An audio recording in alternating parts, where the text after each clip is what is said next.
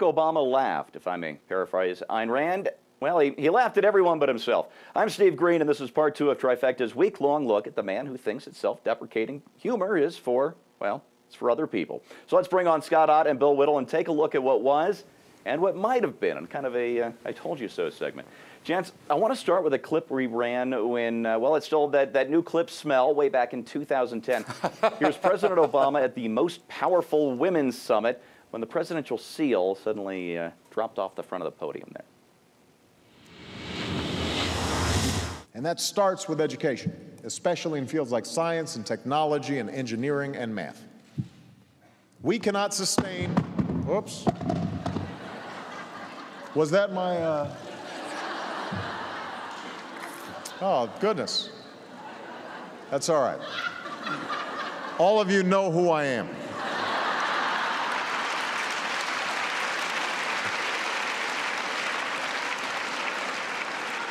But I'm sure there's somebody back there that's really nervous right now.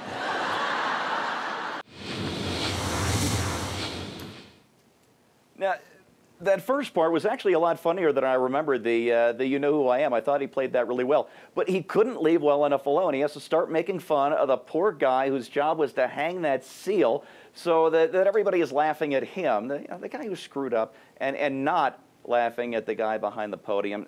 Scott, I think President Obama is a genuinely funny guy. I really do. He can deliver a line. But why this blind spot, this inability to laugh at himself, especially for someone who works in one, well, what's maybe the most absurd business in the world, American politics? Well, you know, I'm not a psychologist, and I don't even play one on the internet. It would have been nice to hear him say something, you know, when that happened, your presidential seal drops off your podium, to just say something like, well, this is a temporary office, you know, or something, just something that showed a little bit of humility. But that's very difficult for him. And I think because, I mean, I've read his books, and I think he has this sense that he's been put upon, and life has been difficult, and he has something to prove, and he's never gotten to that point. I mean, my goodness, you're President of the United States. Relax. You know, you won the elections, okay? You're the leader of the free world. You can make a joke at your own expense. Now and then. It does a body good. All right, one more older clip. This one is failed presidential contender Mitt Romney, and it's from just last year. I think you can enjoy this. Now, Al, you are right. A campaign can require a lot of wardrobe changes. Blue jeans in the morning, perhaps, suit for a lunch fundraiser, sport coat for dinner, but it's nice to finally relax and to wear what Ann and I wear around the house. People seem to be very curious as to how we prepare for the debates. Let me tell you what I do. First, refrain from alcohol for 65 years before the debate. It'd be easy to let a healthy competition give way to the personal and the petty, but fortunately, we don't carry the burden of disliking one another. Our president has had some very fine and gracious moments. Don't tell anyone I said so, but our 44th president has many gifts and a beautiful family that would make any man proud. You can oppose...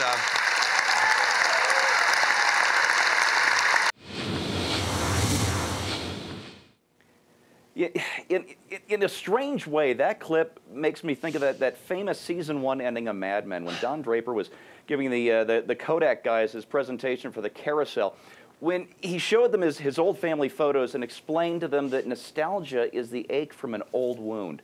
Now, if that's true, Bill, if that's true, is what we're feeling after watching that clip a sort of an alternate reality nostalgia for a Romney administration that never was? Yeah, I think that's exactly what I felt. I think that's what many people felt. I know when you look at some of the press lunches that George Bush had, and one of them where he did the 20 minutes with that dead-on Bush impersonator who died recently, very young, very sad. Steve, forget his last name. Years ago. But that kind of, it's not just confidence. We talked about confidence last time, Steve, about how you have to have enough confidence in yourself to be able to joke about the core issues about what people perceive as you. So when Romney says this is how we dress around the house, he's going right to the things that he knows will hurt him the most. this perception that he's out of touch, that he's a rich guy, doesn't care. He's going right to the heart of what he does there, and Bush did that too. So it's a kind of a grace and a kind of confidence. But I think if you really look at the tragedy of that Romney clip, for me, it's a twofold issue. First of all, if this guy, Katie Couric, who is this liberal as they get in the media, if you watch the entire thing, Katie Couric is weeping from laughing. Chris Matthews, he got a thrill up his leg, is weeping from laughing. And the point I'm trying to make is if that Mitt Romney that we see here had shown up in the campaign, Romney would have won by 65% of the votes. So the second part of the question is, why didn't he? Why didn't he show up? Part of it is Mitt Romney's character. He's very quiet. He's very self-effacing. He doesn't like to brag.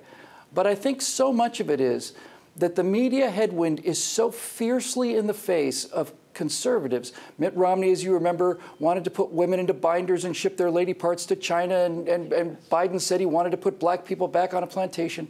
I think that the headwind is so against conservative candidates that whenever they're in any situation other than the press club where they're expected to be funny, they just realize, my God, I've got to watch every word I say. I can't take any chances. I can't relax. I can't be easygoing. I can't be free.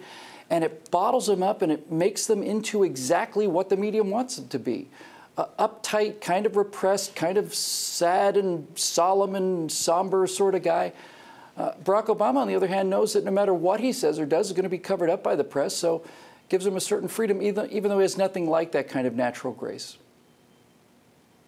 Yeah. A subtle and great point, Bill. Before we finish up here, though, I want to check in. Scotty, are you all right, my friend? No. When I was watching that clip, I actually teared up. Yeah.